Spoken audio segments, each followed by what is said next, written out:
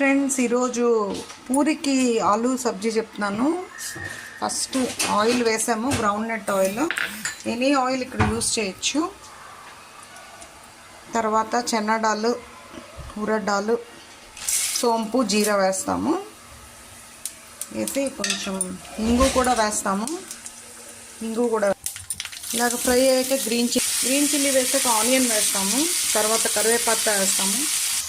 ఇలాగా boiled potato smash చేయాలి బాగా. కొంచెం సాల్ట్ వేస్తాము, హల్దీ వేస్తాము, మసాలా పొడి వేస్తాము, జింజర్ గార్లిక్ వేస్తాము, టమోటా ప్యూరీ వేస్తాము. బాగా పచ్చిపోయినంత వరకు ఫ్రై చేస్తాము. ఇలాగ ఫ్రై అయ్యాక స్మాష్ అయిన పొటాటో వేసేస్తాము దీంట్లో.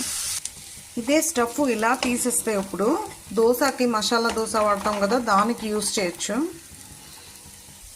ఇలా అయ్యాక ఉంటే గ్రౌండ్ నట్స్ వేసుకోవచ్చు, లేకపోయినా పర్వాలేదు. నేను ఈరోజు గ్రౌండ్ నట్స్ ఉన్నాయి కదా వేసాను.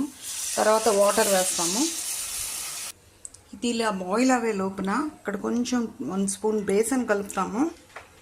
ఇది పూరి, దోశ, ఇడ్లీ దేనికైనా బాగానే ఉంటుంది. ఇది రోటీకి ఈ సబ్జీ. బాయిల్ అవుతుండగా ఈ బేసన్ మనం చేసాం కదా మిక్స్ చేసి అది ఇలా వేసేస్తాము. ఇలా వచ్చింది ఫ్రెండ్స్, ఇలా వచ్చింది friends kurma for puri, rotis, idli, dosa, anything. మీరు కూడా ట్రై చేయండి మీ ఇంట్లో. Thank you for watching.